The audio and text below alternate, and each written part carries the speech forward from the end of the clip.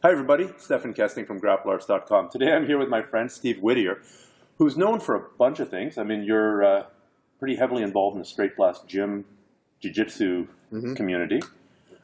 You're involved in the BJJ Over 40 website. You've coached a number of MMA fighters. And I thought it'd be a really good opportunity today to pick your brain about training methods and teaching methods and drilling and going down that rabbit hole. Right. But to start out with, I just want to give the people a little bit of a background of who you are and what your background is, and then we'll get into all that good stuff.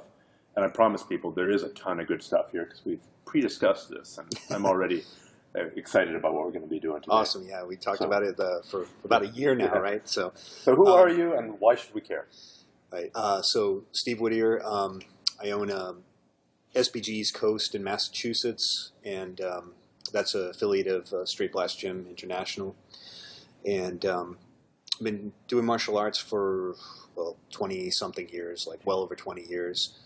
Started off, like a lot of people, what was available. Was doing karate. As soon as I started doing martial arts, I was voracious with it. I knew that I was into it, what I wanted to do.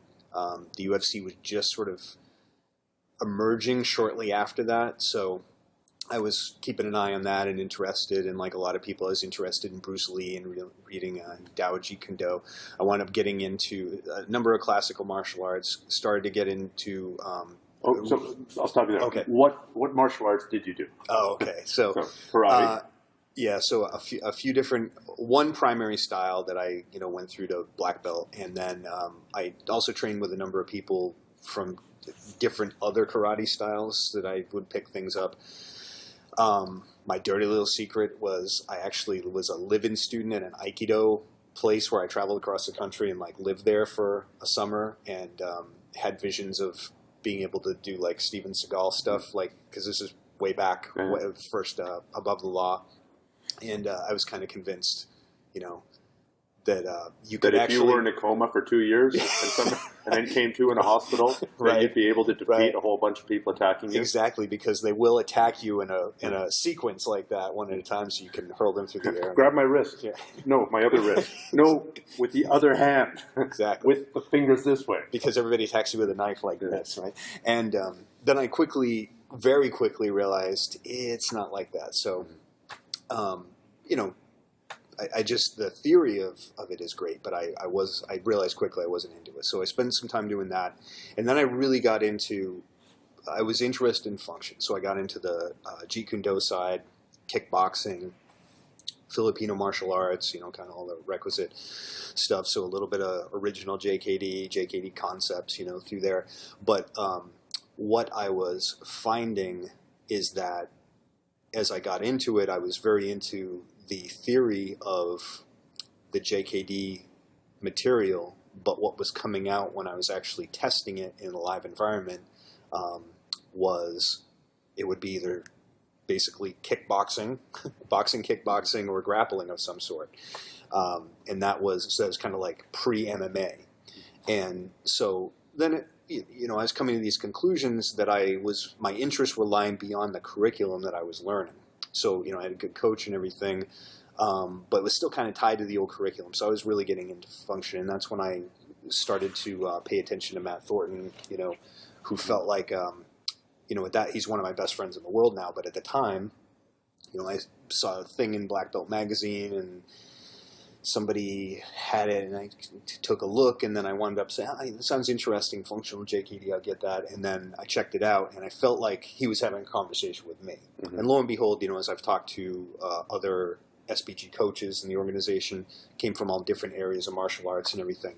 We all had kind of that, the first generation of us, we all had that same same phenomenon where we're already thinking these things, and then we get this guy who's kind of in a who's actually saying it out loud. Yeah, he's saying it out loud, kind of brash way, and so gravitated, in that direction. So that was years ago.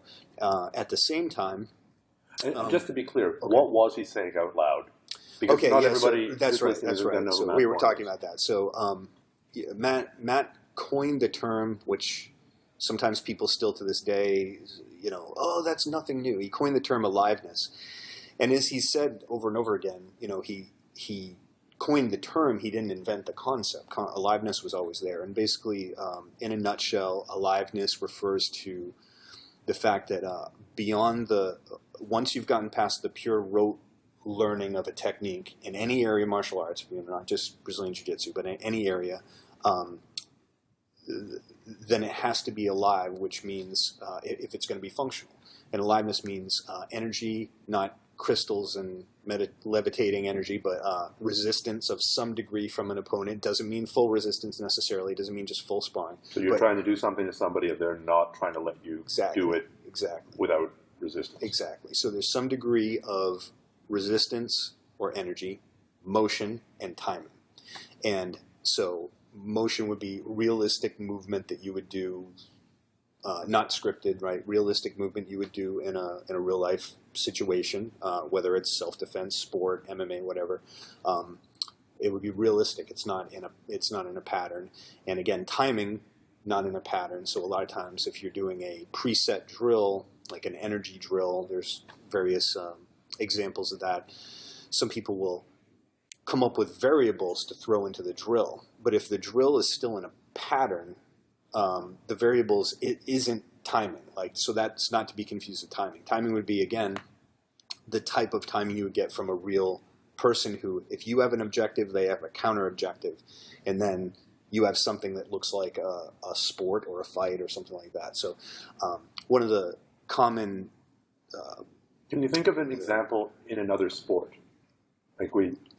Sure, aliveness training? Sure. So if you are trying to do a play in basketball, for instance, right? So you would be going down the floor, say you're the point guard, and now you actually have somebody who's trying to not only block you from moving, they're trying to knock the ball out, take over the play, steal the ball from you, and you've got to negotiate your way around them. You've got to be able to fake them out. You've got to be able to protect the ball. You've got to be able to look for the pass, not have the pass stolen by another player or by the guy who's guarding you. Or you need to be able to shoot while he's got his hand in your face. And a dead drill or a dead pattern would be basically running plays. Point guard, kata number 1. Yes, exactly. And so there's a lot of space in between, like a kata and some of the drills, because in some of the drills that are actually dead drills, like Chisao or something like that, people would say, we're touching each other and there's movement there, and then if I break the pattern and all of a sudden come around with a strike or something, see, there's timing, but it's still always compartmentalized within the pattern. And in a lot of cases, if you did those types of drills, which at a certain time we thought were cool because that's what we had available to us in a certain range of inside fighting and creating connection and attachment and striking and things like that. There's a certain point where you and another person familiar with the drill could close your eyes and do it, which in a demo looks great because people who aren't educated be like, holy shit, they're both going with both hands, or in some cases with weapons, they both have sticks and they're going. But if you can close your eyes, then it's not fighting. Unless you're actually talking about jiu-jitsu or something where there's total attachment. But if you're talking about now you throw strikes in and there's a little distance between you and you're not attached with a grappling situation, then something's fishy, right?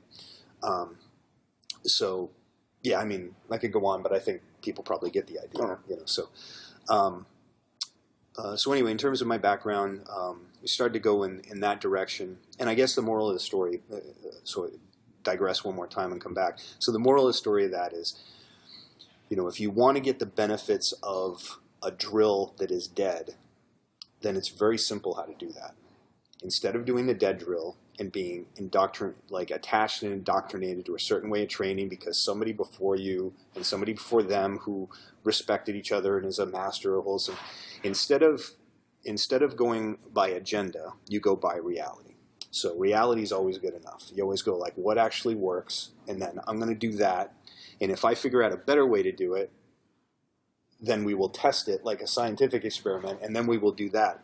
So if you want to make a drill... How do you judge reality, though? Because there's always the out of, this stuff's too deadly to train. Sure, you can test your boxing in the ring, but in the street we actually eye gouge and bite carotid arteries, or we only ever fight with edged weapons as opposed to sticks. Yeah, so you can always drop, or we train. The reason we're doing this kata hopping around like we're pretending we're on a horse, so we're actually training for multiple opponents, and you can't do that in sparring. Right. Well, so you can. I've done it. It really hurts. Yeah, it's incredibly tiring. Yeah, it's never a good thing, no matter how skilled you are. Right. It's never a good proposition. But so how do we do it? So we actually had a SBG camp. We do them twice a year. One of the early ones I went to, I think it was back probably 2003. It's a long time ago. And the theme of the camp was actually self-defense. So we would, we had some striking sections and some, kind of vale tudo sections and stuff. But one of the things we did with jiu-jitsu, which is where back when, Horian Grayson was writing for magazines and everything and getting into the whole, street debate and why jiu-jitsu is the best. And he was selling the Gracie brand, right? But he was also making some very good points at the time. And there were a lot of people coming out and naysaying his position and trying to say why, their style. And again, it's all agenda, right? But so let's figure it out, right? So we would actually do some drills over the course of the camp to prove what we already knew from our own experience. But we did it with the whole camp, which was, we actually had some guys bring glasses and stuff like that and say, okay, from this position, right? I'm trying to hold guard. And you can now not only try and pass my guard, but you can, hit me, not full steam, when you're trying to knock anybody's teeth. But you'd know if you're getting hit repeatedly that would be bad, right? Hit me, poke me in the eye, grab my nuts. Right? Okay, so we work up. And so what happened is, what we already knew is that the people with the superior delivery system, the people who had the most skill, that spent a little bit of time being familiar with how to defend those lines of attack, were no problem. Again, I've always said it doesn't take a whole lot of getting punched in the face for you to, if you're skilled at jiu-jitsu, to figure out that you have to modify your jiu-jitsu. Like, okay, maybe this kind of putting your hands behind your head and lying back so that nobody can get a grip of your sleeves isn't a good idea in a exactly. And then the other side of it is pretty simple. If you have more skill, your tendency to be able to achieve a dominant position is higher too. And at that point, if your whole game for defense is based on street tactics, so I'm going to grab your nuts, or I'm going to bite you while you have a underhook sit out, top position or mount or something like that. The person on top has got way more options. Yes, and now you've just pissed off the person who's on top. So now all of a sudden they start dropping elbows and they poke you in the eye, and it's very easy to do those experiments, which were part of that camp, where say, okay, so, I cross sides or something, and now you're going to try and bite me in the rib. Well, guess what? Now I'm going to do horrific things to you, which you're not in a position to be able to defend. So it's almost like, why would you give that person the idea that, oh, by the way, okay, well, I'm going to bite you now. I'm going to bite your face. Yeah. So this is kind of silly things if you get it, but it's just to kind of prove that the skill and the functional, we call delivery system, because it's not style specific. There's what are some examples of your delivery system? So the whole idea behind the delivery system is this: if you so Brazilian Jiu-Jitsu, for instance, which as Matt points out, isn't really we say Brazilian because we pay homage to the evolution that took place through the Brazilians, but like really Jiu-Jitsu, if you look at martial arts as physics and science, then there's no Chinese mathematics, right? It's just there's math, and this is just Jiu-Jitsu, but it's a grappling system. They helps distinguish it from the more dead forms of jiu-jitsu. Yeah, exactly. Of grab my wrist and right. There's a thing. There's a thing there, but it's just so. I only say that because we want to. When we talk about delivery systems, we're kind of removing the investments of style. Mm-hmm. So what we just look at. So if you do look at the UFC, for example, right? So obviously there are rules set, and it's within a physical environment And now they've really, tried to make it the rule set reflect a proper sport with safety protocols and everything. And there's weight classes. We get all that. But regardless, from day one, what you saw emerging to the top, even when there were very few rules, was the jiu-jitsu guys, the wrestlers, a few judo people, and in striking, you see what? Boxing, Muay Thai, and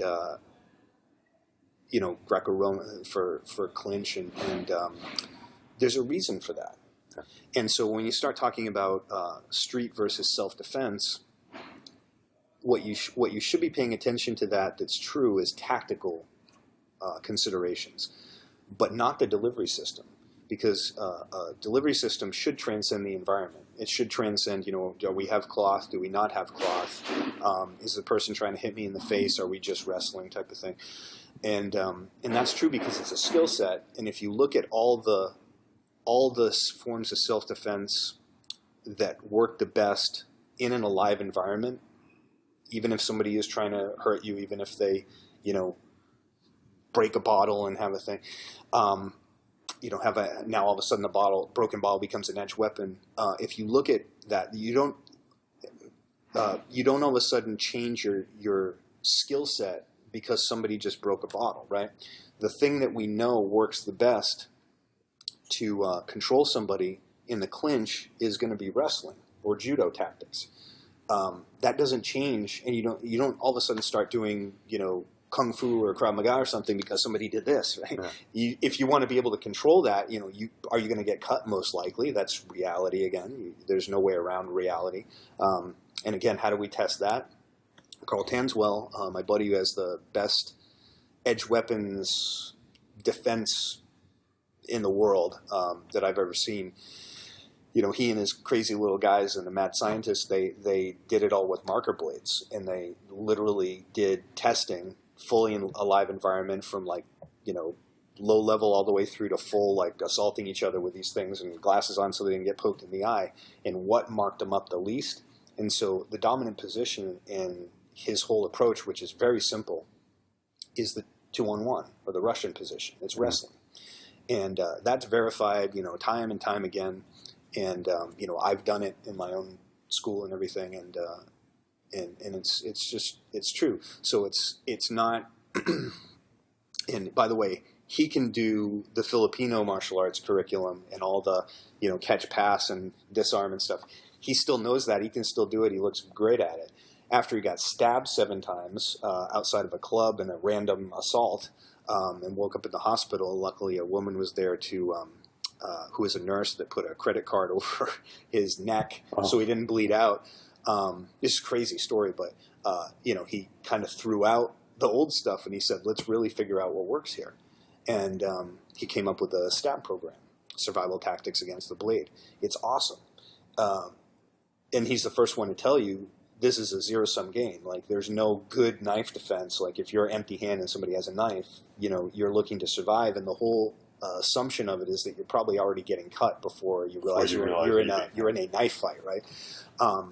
But if you don't have a gun or something like that, and this person's already on you, which a lot of people statistically think they're getting hit before they realize they're being stabbed, then this is the best, most verified thing that we found that will give you a chance to survive that, walk away. And it's wrestling. It's not catch, pass, all that stuff.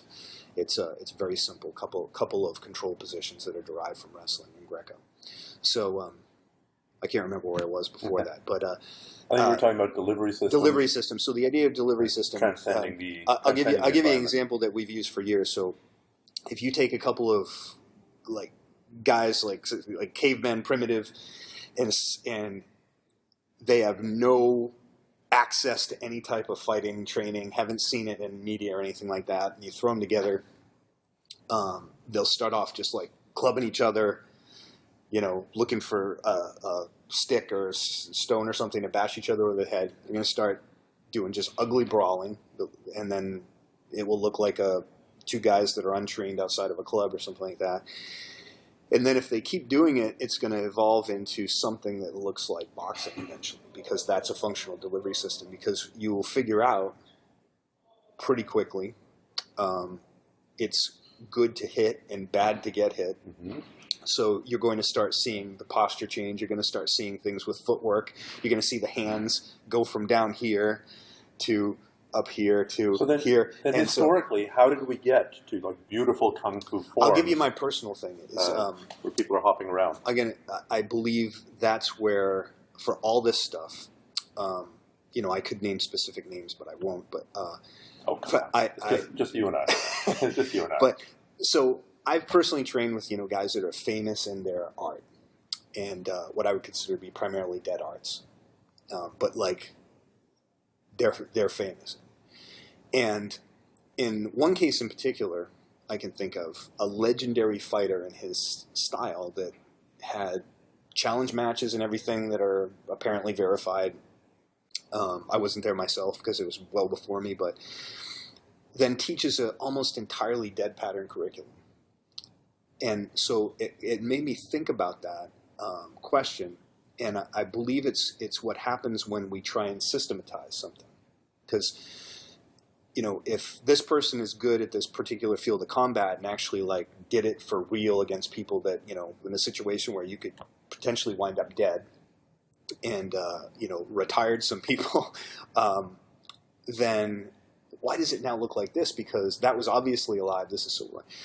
So probably the answer is just, this person did this a ton, was just naturally incredibly, quick, and practiced this thing and was faster and a little more skilled than the other people. And then everybody said, teach me. So he goes, okay, well, how do I do this? Okay, well, I'm going to turn this into a, 13 count pattern. I'm going to do these dead drills. And so as things become systematized, I think that's where the issue comes up, that we have classical styles. It's not that the techniques are necessarily invalid.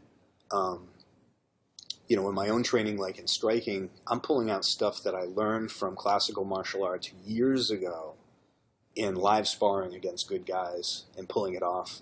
Like you see one of our SBG stablemates, like Conor McGregor, rising to ascendancy in the UFC right now, and he's doing like Taekwondo techniques and sometimes like, doing some crazy blocks and stuff like that.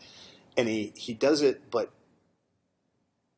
what you should take away from that isn't the validation of all of a sudden the guy who's doing this type of thing going like, see, I just saw freeze frame the camera. I just saw my technique. See, it does work because Conor McGregor did it or something.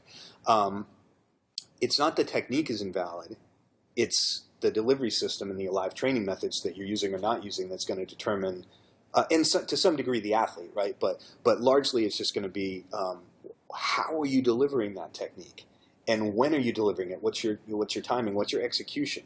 If it's coming from this classical style that's detraining you to be able to do that in a live environment, then it won't work. Well, this is something that Dan Santo has spoken about. That there's the techniques, mm-hmm. the sidekick, the armbar, the whatever. Right. There's your techniques that make up a style. There are the training methods that make up a style, mm-hmm. and there are the training equipment that makes up a style. Yep. If you and I were practicing our jiu-jitsu, but we were only out on pavement, mm-hmm. our jiu-jitsu would look quite different. I guarantee you, I would not be pulling guard ever if I had a choice. Mm-hmm. I've been stupid enough. I went through a phase of doing jiu-jitsu mostly on carpet. Mm-hmm. That's all I had. Right. And the amount of rug burns I had. People would look at me and were thinking I was having some pretty wild sex at the time. Covered in rug burns everywhere. And as it turns out, that wasn't the case. It was really, honest honey, it was training at the tiny little club. But, boxing without gloves would look very different, mm-hmm. and does look very different when you go to smaller gloves mm-hmm. and bare knuckle. It does. That changes. Yep. So, there's the techniques, the training methods, and the training equipment to some extent. And it sounds like we're really talking about the training. You could have a totally valid technique, mm-hmm. but how do you train it? Right. So that's really what we've been talking about. Right, exactly. Method. But even in those conditions where it would look different, so that's where you talk about the tactics are dictated by environment, but the delivery system remains the same. Right. So that what's functional is functional. So again, I took the striking example. If you take a grappling example, two guys completely untrained, no knowledge, have never seen anything around wrestling, jiu-jitsu, or anything like that, and you task them with like wrestle each other, right? They start wrestling each other to exhaustion. They do that every single day. Eventually, you're going to see something evolve. It isn't a style. We're not talking judo, sambo, newaza and judo, sambo, Brazilian jiu-jitsu. You're going to start to just see something that looks like Brazilian jiu-jitsu, by which I mean not a discrete, idiosyncratic style, but just this science of moving on the ground. People are going to evolve towards that because it's going to take place in an alive environment. It's not going to take place through a curriculum that's being handed down. How long till they evolve to something like Jeff Glover or the Sakurabas who are doing things from outer space? Probably about as long as it's taken for that to happen. Yeah. Right? So, yeah, you see these little explosions of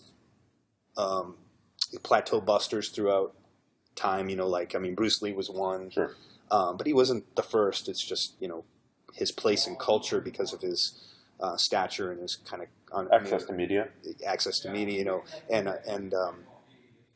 he was so charismatic too, and quite frankly, a lot of his philosophy was co-opted from other sources and everything, but he put it out in a unique way that was very controversial at the time. So that was like one plateau busting, and then we've got other ones that the Gracie's arriving, and the Gracie's, the Gracie in Action / UFC, certainly, and with SBG and everything. I think the whole aliveness thing was another ripple effect that was, another predecessor to like modern MMA. We were doing MMA when it was still Vale Tudo, before the MMA term existed. But, pretty much all the stuff that people are talking about now with integrating everything was pre that happening in the UFC. Like back when it was still style versus style, essentially, and a showcase for Gracie Jiu-Jitsu. So I was back in, I guess I never finished my background, so I was back in Massachusetts, and I had a really good place to learn Jiu-Jitsu, so I'm a black belt under Roberto Maia, who's kind of the godfather, not kind of, he was the godfather of Jiu-Jitsu in New England. He was the guy that brought real Brazilian Jiu-Jitsu there. And has some very good guys I came up training with, like Kenny Florian. I spent a lot of time with John Frankel, guy a lot of people haven't heard of unless you're from there, but he's kind of like our New England John Danaher, which is Pat Barbieri. Bunch of good training partners. So I was doing that for years now. I've been working with I'm a Sigatong trainer in Muay Thai. I've been working, private lessons and training with Mark Delagrati for many years. So I had all this going on, and I kind of look at it, SBG is kind of like the glue that binds everything, because, I had everything I needed kind of in terms of training, but the approach to combat arts and, how we distill down information, and the networking I had with the other coaches and everything has been really influential, to me. And we've all contributed pieces to that puzzle, and we continue to evolve and keep trying to make things, more and more efficient as we go. Well, why don't we pivot on that and get more into the training methods? Sure. And why don't we start with a distinction that you've made and other people have made, the distinction between fundamentals and basics. Yes. Mm-hmm. Okay, so we were talking about that before. So I have this conversation a lot in like my 40 plus series, and I've talked about it. Don't get me wrong, I've also used the terms fundamental and basics interchangeably, but I try anytime I'm really speaking in any sort of formal way, I try and differentiate the two because I see that the two are often confused as being the same thing because they sound like the same thing. But really, when we're talking about a fundamental, we're talking about, I'll give you the SBG, a couple of the definitions that we use for SBG. Everybody's going to do essentially the same way. Something that everyone needs to know in order to be able to do that thing. So if we're talking about jiu-jitsu, a fundamental is something that, everybody needs to know how to do. Give me an example, please. So being able to break open the guard and close guard. Okay. Right? Because at some point somebody's going to put you in closed guard if you do Brazilian Jiu-Jitsu. Everybody's going to need to know how to do that, right? And there's going to be certain mechanical things that are going to be universal regardless of your, personality-wise. Are you conservative? Are you aggressive? Is your game fast? Is your game slow? Are you long? Are you stocky? Are you flexible? Are you inflexible? Everybody's going to need mechanically to do those in essentially the same ways. And then also, again, we come back to fundamental will transcend environment.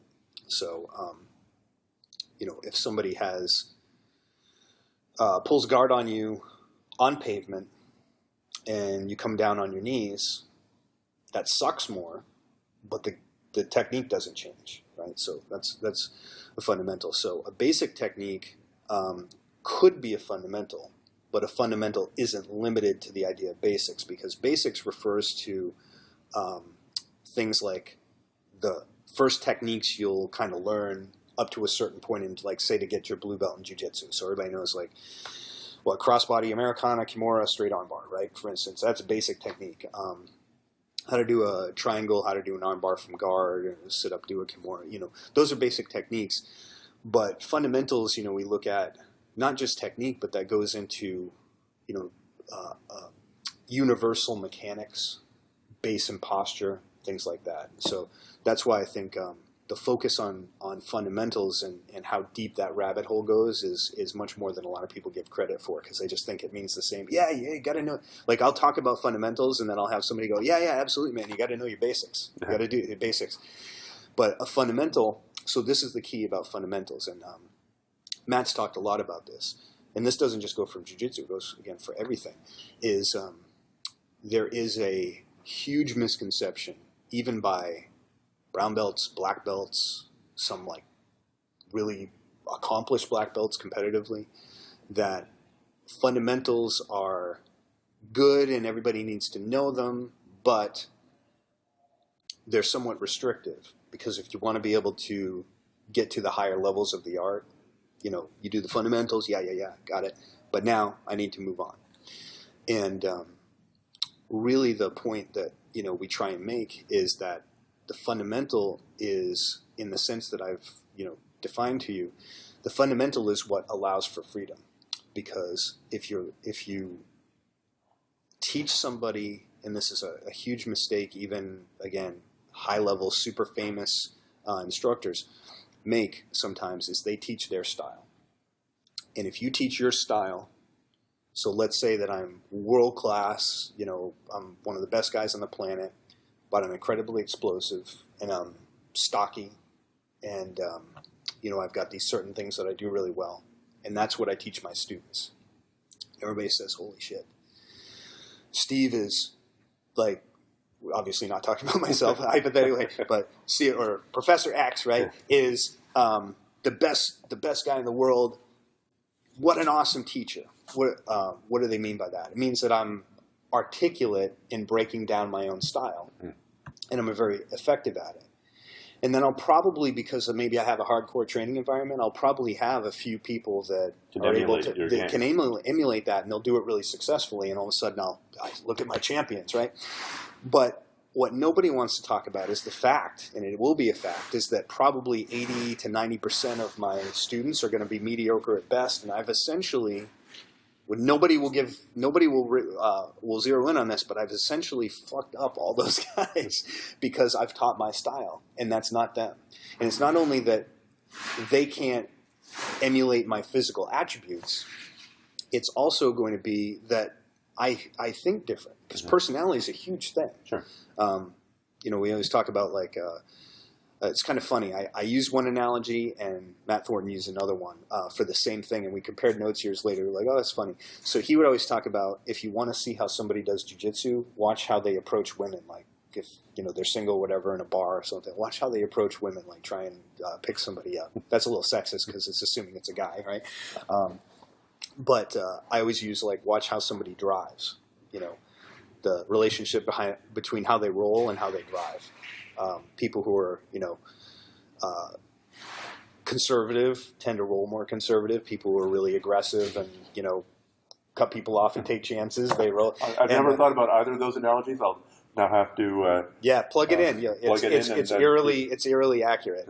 Yeah. And then there are people who like me, are like kind of start conservative, and then okay, I kind of get the lay of the land. Now I become more aggressive once I feel like I have control. We're talking about your jiu-jitsu here. Yeah, exactly. So I mean, I know this. You're picking up women. Right. I haven't picked up women for a long time. I'm, as I told you, married for 16 years. So but that's a huge factor. So if we're talking about teaching, the fundamentals is very important, because it's not just about fundamentals for your personal style; it's also about for your students. And so would you say fundamentals are true universally, regardless of physical attributes? Right. So in other words, if you teach only or primarily fundamentals, that doesn't mean that that's all everybody in your school or your academy will do. Quite the opposite.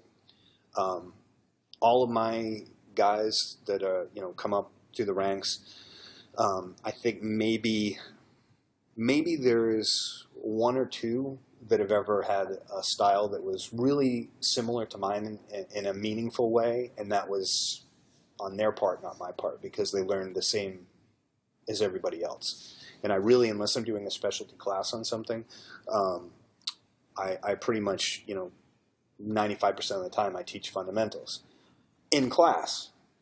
Now, through the environment with the pressures of people training with different people and comparing notes, and people, using resources like YouTube, which I try and make sure they use responsibly and not, not be technique collectors, and instructionals and things like that, like I've done one section with my advanced guys on the Berimbolo once, and at some point, may cycle around to it again. But I have Berimbolo guys in my gym. They just don't learn that in regular class. They learn that from rolling with other people and me kind of giving them the coordinates. Now, what I will do if I see somebody whose tendency tends to be towards a certain game, because that's how their body likes to move, is I'll give them some possibilities now. And that's the order that we always go in. So we have pressure, posture, where you are in space, what's the correct mechanics from every position. That's always first. That's what we spend the majority of our time doing. Pressure, what are the pressures available, or the counter pressures from that emerge out of that posture, and then the possibilities. And we use like a tree graphic to represent that. So at the bottom is your base, because if you just tip over every time you try and do something, you have nothing. So first thing you need to learn in jiu-jitsu is base. The trunk of the tree is your posture from any position. That's where everything's going to evolve out of. And then as you get up more towards the base. So what are you defining as posture? Because people have got pretty different definitions of posture. Right. So just to totally nerd out for a second. Yeah. So in other words, there's essentially, really three postures in jiu-jitsu. There's, there's this one, and then there's this one, like hipping in. If you look at all the positions, like there's going to be one of those that's typically appropriate at once. If I'm on bottom of cross sides, somebody's trying to smash me, I'm going to be like this, concave and arms up. If I'm almost a boxing stance. Yeah. If I'm like in a low passing position, I'm going to be kind of straight. If I'm playing knee ride or something, I'm kind of straight. Even if I'm tilted forward a little bit, my back is straight. And then if I'm on cross sides, I'm kind of giving the little steamroller so that I'm arched. Or if you're actually bridging out of something. Yeah, exactly. Or you're not going to maintain that. Exactly. But the posture will be, what is the ideal physical structure that you should have, regardless, again, of any individual assets there or attributes in a given position. Mechanically, what works best? And that's your posture. So then out of that posture, you have certain pressures. So defensively, I'm on the bottom of side control, and, I can bump, I can directional bridge, I can pendulum, I can scoop my hip to the side, without rotating. I can shrimp, which would be with the rotation. Those are all pressures that are going to be available depending on, weight distribution and arm position and all that stuff. And those are going to emerge out of the posture. They're meaningless unless you have good posture, right? Because they're not going to work. And then you have possibilities. And So those are the actual techniques. Those are the actual techniques. And if you look at a room, in most cases, even high-level guys, the room is taught really with the focus on possibilities. It's going to be, okay, guys, we're going to work this today. So first thing, I'm going to do this. So put your hand here, do this, and so foot here, and it's a technical series. And that's the least thing that we are concerned with, and it comes at the end, almost in a lot of cases, an afterthought. So if I want to teach, but how do you train that? If you're focusing on step 1 and 2, so how do you train that? So we have a few stages of the training method. One is introduction, and that's the only part that's dead because, again, we want to make sure that the rope movement is there. People need to understand perfect form, or as close to perfect as they can get it, and their objective with the technique. So there is a stage of dead repetition, right, where you just have to do that. But that doesn't take... so this might be bridging in the air just for somebody who's completely new to the sport. Yeah, bridging in the air, and even if somebody's on top of you, so hand position, can I do it without resistance properly, technically, correctly? Okay, cool. So that typically, if we're talking about a given movement like that, that should take no more than like 5 minutes for the room to get it. If there's a few more steps, typically I'll never teach more than like 3 pieces at once. So, maybe we break that up into 2 things, but in the, two pieces, and then they put it together. But that's like 5-10 minutes max. And then we go into isolation, and that's where aliveness enters the picture. And isolation is the bridge that basically takes the theory and the practice, like the idea of it, the dead repetition, and the live application, and they bring them together. And we liken that to like the dial on like the volume dial. So low level of resistance to begin with, and then we turn the dial up, and if it gets to a point where if I can do it technically correctly against subjectively like 30% resistance, then we go to 40. And what happens is then it's not the typical situation of, okay, we do dead reps for 40 minutes or something like that, and then we spar. Then we go spar, right? Because what happens is, you may not even arrive at what you did in class that day in sparring. Especially if you go with somebody who has your number in a certain position or is a high level or something like that. You never get a chance to do it. Or maybe you get one chance and you blew it and then it's over, right? So, every single class we're getting a lot of reps in, but not just rote repetition against a cooperative partner. We're starting off low and then getting up to a point where now you know exactly in the learning curve like where you hit your plateau, where you hit the challenge. It's like at 70%. Now all of a sudden I have trouble. I'm making some sort of mistake, or I'm behind on my timing and everything, and you can really zero in diagnostically and address that there. Well, this requires a fairly skilled training partner. Somebody could actually not go straight to 11. Yeah, I mean, we train people from day one. So, in my very first intro class, there's no sparring, but very, very quickly as people get through that, because we want them to really know.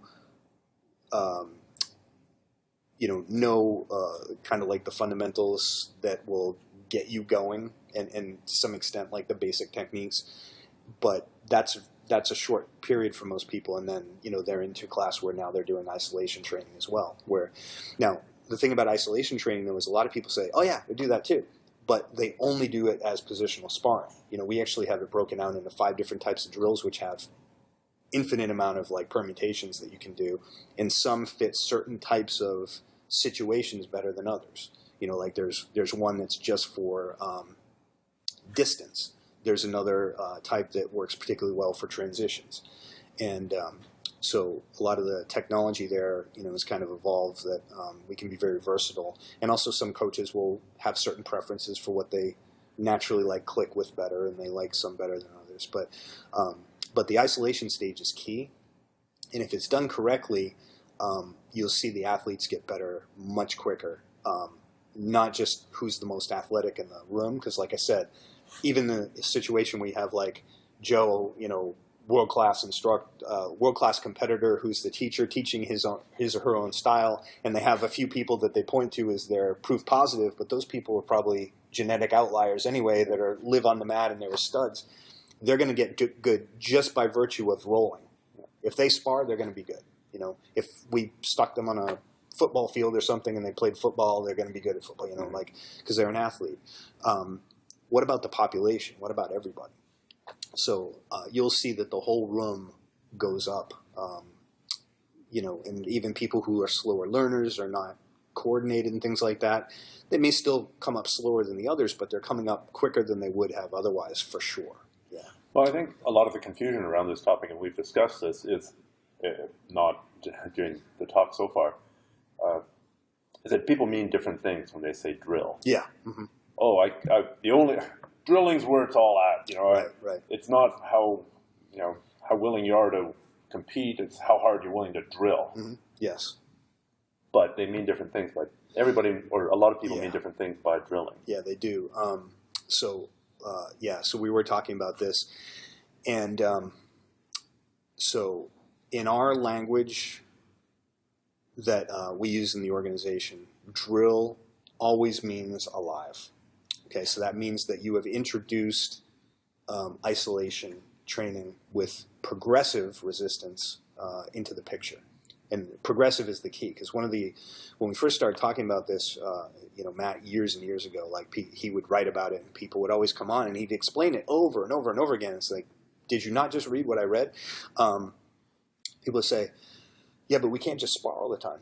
I didn't say anything about sparring. Like, you could do functional alive training and not spar, and that would be a form of isolation. It may be, zeroed in on a certain moment or a certain situation, and you can go down to like real micro level, like basically the moment that somebody's about to put on the armbar, all the way to a full positional sparring situation. You can get very sniperish or very broad with isolation, but it's not. It doesn't just mean go to that position and spar full out. Like I said, it's progressive resistance, and you're doing it with partners who are trained to participate in that way and give realistic energy. So most people that most of the drilling things that I've seen nowadays, with people going on is a semantics issue, because a lot of people mean like just dead repetitions, and then somebody comes on and says, well, I don't believe in drilling, and then you have a champion or a group of champions here and say, well, like, we're proof positive of the fact that drilling does work, and we do this, and then they snip back and forth, and then you'll even see some articles come out that are like scientific or something on drilling, and it's just that they're meaning different things by the term. So one thing that I will say is that I don't believe that just doing 1,000 repetitions of something with absolutely no resistance is worth anything. Not worth anything. That's a bold statement. Maybe very close to not worth anything. Negligible, right? So, it's just, they talk about neural pathways and everything. I understand that, but if you look at evolution, there are certain criteria for that, and there's going to be adaptability built into it. So you will not get the criteria of aliveness that need to be present for something to be functional in a live environment through the absence of those qualities. So there has to be adaptability. That's what it's about. So if I want to be able to do something with a slight variation in pressure from a real partner, or a slight variation in timing or something like that, I need to experience that, even if it's on a low level, and then gradually progress with that pressure and that timing. So, and that movement. So, basically that's why I say, we'll spend enough time to make sure that the person has the technique down properly. And we will talk about things like, tightness and pressure and angle and things like that. We want all those things to be there before we move on. We don't just say, half-ass it, and now let's add resistance. So we want it to be clean. Well, let's take a technically complex movement like the berimbolo. Okay. So how long would you spend? You're saying you can teach the technical aspects of that in 5 minutes? No, I would break that up for sure, which I did. When I did teach it, like I said, when I go into a specialty class, the first thing I wanted was for people to just understand it so they know how to defend it. And then basically what I said was, out of this room full of people, I would bet that probably no more than 2 of you is going to make this a meaningful part of your game. Sure enough, it's 2 guys. And I kind of knew who they would be too, just based on have that those attributes. Yeah, they will spin upside down. I never taught them, here's a whole inversion set of techniques. They would invert naturally and they would spin. So my spinners, I predicted, and sure enough. So what happens is the rest of the people have sampled it a little bit. And part of it too was, we got all sorts of different people on the floor. So I want to make sure there's no injuries. People go on their neck wrong. So the less flexible people, how to do it without hurting themselves. So they can understand it. We could reverse engineer it and know how to deal with it if somebody does it to you, even though we don't have a ton of guys in here doing it because I'm not teaching style specific. But then the guys that started to pick it up, now I go over and I have a separate conversation with them and we work on finer points and then they start to bust it out. And next thing you know, some other people are like, oh, so what do you do from here? And then, the whole room grows and everybody's game is different. Everybody on the floor has their own unique style. So it's not limiting at all. It's actually freeing. What's limiting is if I taught Steve Whittier's jiu-jitsu to everybody. Mm-hmm.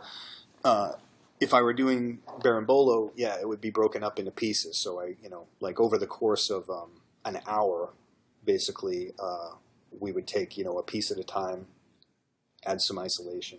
Okay. Next piece, add some isolation. By the end, everybody was doing isolation with the move, and some people, were doing it, and some people, weren't, but those were the people that had a lot of flexibility issues. But here's the thing. At least they understood the mechanics of it. I've had guys write me through my 40-plus list, because I have a much broader reach than my own academy, who train with really world-class people. And they'll write me, because I try and take time, as I'm sure you do, to answer people and give your thoughts and stuff like that, because I generally love jiu-jitsu. Yeah. Genuine. It gets hard. It does. Sometimes, yeah. I mean, there was a time when I was I'd fire back to you within probably a half hour, and now it may take, a few days, but... Yeah. But I try and have these conversations with people, and a lot of them are helping people out with common struggles that, they don't realize hundreds of thousands of other people are having too. Yeah. But one of the common things I get, actually, is some world-renowned, jiu-jitsu person that is their instructor, and it's always, don't get me wrong, he's awesome. He's the man. But I just can't do what he's showing me. Yes, and I feel terrible about myself, and I don't know what to do. And I get this all the time. So clearly it's not the technique that's the issue, because that guy, I know who you're talking about. That guy is world class, one of the best, people in the world or something. But here's what happens when you're, a guy who's 43 and you've had, a knee replacement and, you're all jacked up or something, and somebody's trying to teach you, Kiss of the Dragon, every day in class. And, it's just my body doesn't move that way. Well, yeah. Yes, sure. So I'll give recommendations and things like that. And sometimes I tell people actually, to have a heart-to-heart with your instructor. But one of the things I can give them is the process to go through that they don't necessarily need an instructor to be there for if they understand it. So they can go to their school. They can have the benefit of the training partners and things like that. Maybe have if you feel like you're hurting yourself or it's just not working for you or something, you have a conversation with the instructor about modifying some of your movements, but then you find somebody who's a good partner for you and you put in some work outside, whether it's grabbing somebody during an open mat or I used to do, take the folding mats and go to my friend's house and move the coffee table and roll them out, and we just put in some work on that process that will bring you along, so you're basically doing some supplemental extracurricular. but you do this. And, I've had people do that successfully, come back and report to me and say, oh, it's made a big difference, focusing on the fundamentals. So then, is that your advice to people who are over 40? It depends. Well, let's talk about this over 40 business. Okay. You are over 40? Yes. Okay. Well, you've established your bona fides. And I'm assuming your ability to pull stuff off physically has changed over the years, and your ability to recover from exercise has changed? Yeah. I mean, in a lot of ways, physically I'm better than I was when I was younger, but I've taken so much wear and tear, and I've had so many, surgeries or herniations or whatever, that's really the limiting factor. Mm-hmm. Yeah, so my recovery is different, and I can do things still well, and in some cases better, but I pay for them, so I try and not do them. If that makes sense. Indiana Jones line about it's not the years, it's the mileage. Yes, it is the mileage. Yeah, and plus, back in the day, it was like, I had great teachers and training partners and everything, but the modalities that we have now are just so much different. I remember my very first formal jiu-jitsu class, not just like wrestling around with my, guys in my JKD place, but like when I first went to train my jiu-jitsu school, it's like day one, I'm sparring full out with some of the guys, and like I remember choking this guy as hard as I could because I thought he was going to kill me. And then, somebody armbarred me, and I didn't really understand how to tap, and nobody actually said it. So, like, I felt my elbow go pop, pop, and I'm like, it was just a Wild West. So, I remember back in the day, there's like 30 or 40 guys that were kind of like always around because you could tell they just really loved jiu-jitsu. And then there's this revolving door. And I think a lot of us came up in a similar environment, And so, if you want to be a professional academy owner, that's not the best way to do it. So we've learned for those reasons too, but it's also about the student's performance, because number one, if I want to make you good, I got to keep you.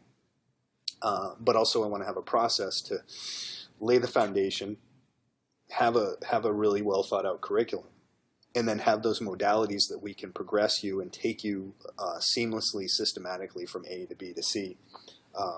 And that is a curriculum based in fundamentals and aliveness. So then how does that change for the person over 40? Yeah, really, it's a matter of degree. So what I talk about in 40 plus BJJ, the training methodology doesn't change at all, like not one bit. So what 40 plus BJJ is about is taking strategy and tactics and considerations for the guys in the play. So, for instance. One of the things I talked about in my kind of like my flagship first course that I did, which is still my biggest one, like it's like 6 hours of instruction in the guard, is where a lot of, just from me personally, in my experience, as a blue belt, I was Mr. climbing armbar and triangle guy from guard. Like that's what I did, try. And so, sure enough, I have a bad back and a bad neck, and I got stacked so many times, but I just grit my teeth and keep going for it. And I found from working with a lot of older guys, or seeing the effects of guys like me who started it, later than others, but then got over 40, right? We're all the same. We all have messed up necks, and so I just seen this across the population, not just personal experience, so much that. Part of what I would talk about is again, not trying to impose a game on people, but to say, it's good in your skill set to have an upright guard, some sort of sitting guard, butterfly guard, whatever you want to call it. Even if that's not your favorite way to play, like naturally you could be a 50-year-old guy, but you could be quite flexible and really enjoy spider guard or something. That's cool. But do that under your terms, because if you can add into your arsenal some form of an upright guard, what are you not having done to you? You're not being stacked, right? And then it becomes more like a sweep and get on top game, right? Or a guillotine or an arm drag game or something like that, all of which are relatively safe and low impact on you. And now, if you have, and it's also a very hard guard to pass, once you kind of get good. Like it's typically not a one-step pass. Like somebody has to kind of break down your posture if your posture and movement's good. So I show, how to develop that. And even if you like playing off your back and you like spider guard and De La Riva guard, whatever works for you, figure out how to do that under your terms. So you're not starting on your back necessarily all the time, and now somebody's crushing you from there, like the younger, faster, bigger, stronger, prototypical, mat rat guy who just lives on the mat where, sees you and you've got a purple belt on and he's a blue belt and he's like, yoked out and super athletic and he's trying to kill you and he doesn't realize it's like taking 45 grams of nitro super pumped now with 5 times more caffeine. Right. And he doesn't realize that you're going to be on painkillers all day yesterday, all day tomorrow, at work. And, he's in the gym 6 hours a week and, or 6 days a week. And you come in twice, not only because your recovery is different than his, but because, you've got 4 kids and you've got, different stage of your life. You got more responsibility, you maybe you own your own business or you work. And so it's just, you're in a different place. And, so, do I want the first thing I do, like if I've got a bad neck or something like that, to play a game that's going to facilitate having a worse neck that will then put me out. So strategically, I'll talk about, for instance, here's one thing you can do. Develop this so that you start maybe sitting, develop the skill set to get the grips you want, and then you go to your back, pulling an angle under your own terms with your foot placement all lined up and everything. And now you can play that game without just starting there and getting smashed, So that would be one example of strategic things. And then a lot of it too is just applying this whole idea of so what's good for the good for the goose is good for the gander. Like applying some of the principles of the fundamentals and the philosophy behind it to make the training more efficient in some ways, which isn't a slam. Say, oh, my technique is better than your instructor's technique. But what I do well is disseminate and distill down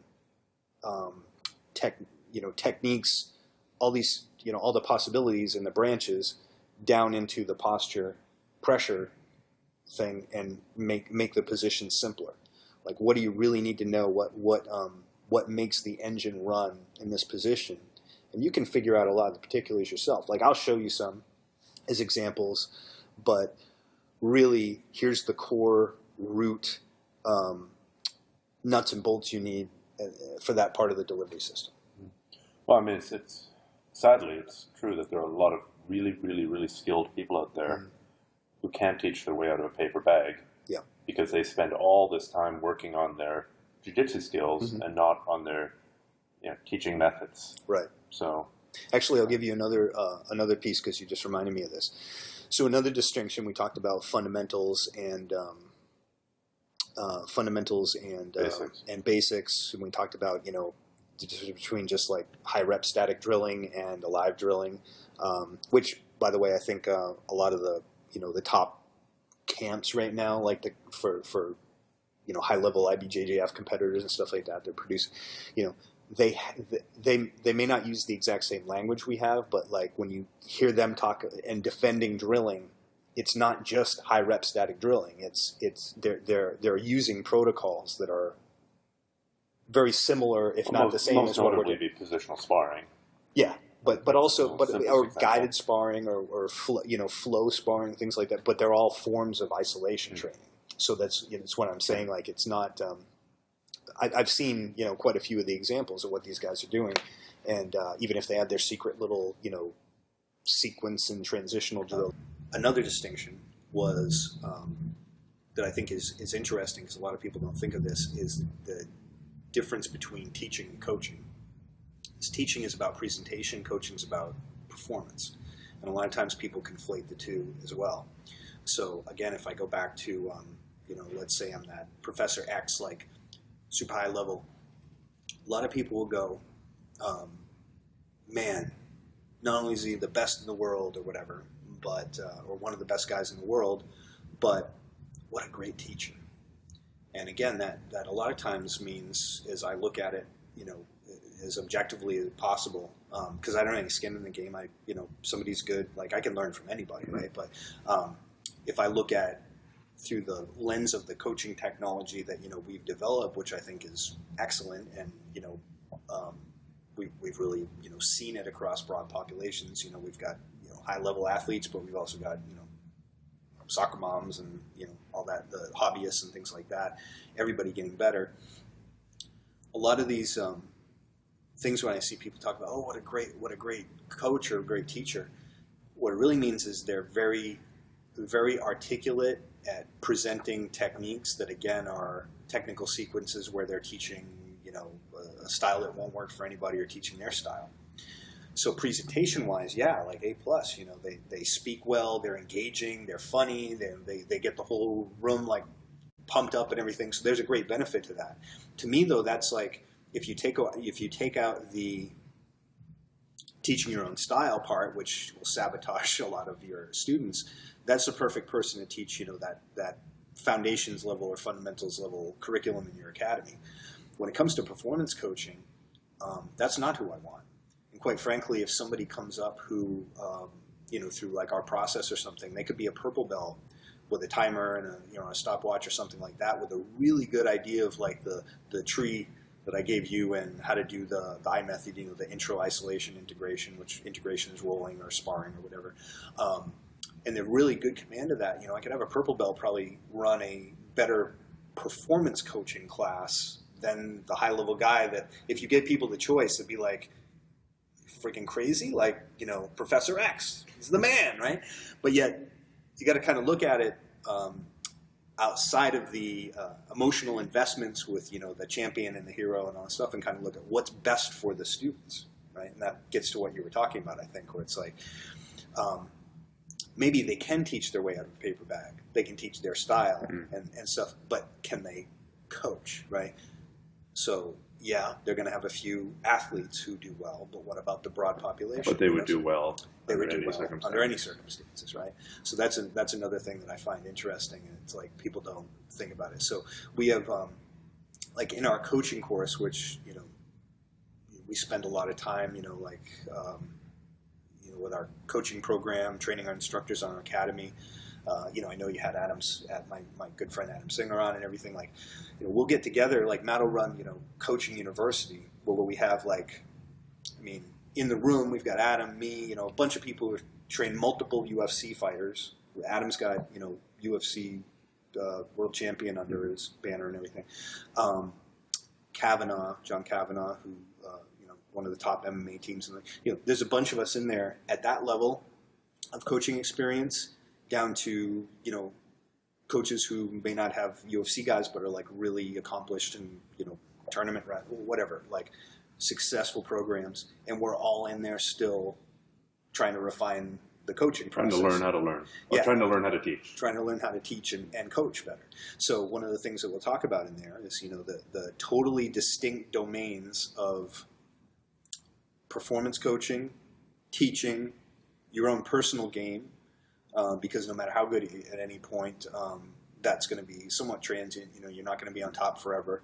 And you also shouldn't confuse your personal motivations for training with your students, right? Because they're going to fall into different brackets. So if you try and impose your passion and your motivations for training on other people, you're going to alienate a lot of people. And then even other aspects of it, like just because you're a good performance coach doesn't mean you're a good cornerman. Yeah. It doesn't mean that you're a good trainer in the back room. When I had to learn how to wrap hands and do the whole game about the back room and into the corner and stuff, that was an art into itself that I had to learn. It was completely separate from my ability to evaluate someone else's game, to grade them, totally separate, or to teach them how to be a better athlete. All different. I completely agree. I know it's my interview with you, but please. Yeah. I'm a terrible cornerman, and I think it's because I'm a very tactile learner. Yeah.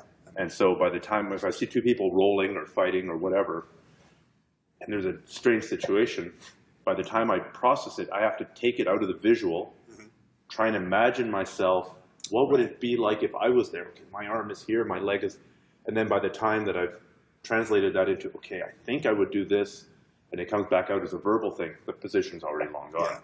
Yeah. Whereas I think maybe very, very visual learners are maybe better cornermen. Yeah, but again, it's also a skill. You know, Sure. like some people maybe you know come better than others, but you know, like just yell, stabilize, stabilize. What do? You do everything wrong. Stabilize. Pound the mat.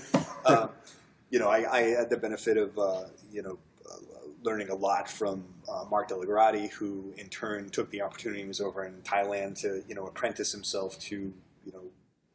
Kutoy and everything like that. So, you know, literally what that means is like I'm in the corner with an incredibly experienced corner for dozens and then hundreds of fights, you know, as you go on.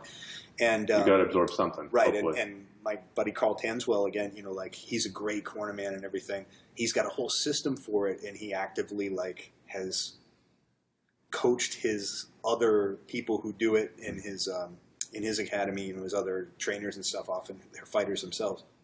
He's coached them in that system, you know. So it's reps. It's like everything else. It's a skill. Yeah. Well, I think that's a great place to wrap it up. So speaking of teaching and learning, people want to be taught by you and learned by you. How do they get a hold of you? Like, what are your primary points of contact here? Yeah, I do have. If somebody searches for 40 plus BJJ, just, you know, if you Google it, you'll come up with a bunch of results. 40 PLUS BJJ. I do have on my blog, there's a place to opt in for a free ebook and, you know, get communications from me from there and get onto the subscriber list. That's 40plusbjjlive.com. Okay. And what about training with you in the flesh? Where's your school? So I'm in Wareham, Massachusetts, which is down near Cape Cod. And that's sbgeastcoast.com. Okay, cool. So those are, they can meet you in the flesh and they can meet you in the pixel. Absolutely. All right. Well, thank you so much. Thank you so much. I really enjoyed this chat. Me too.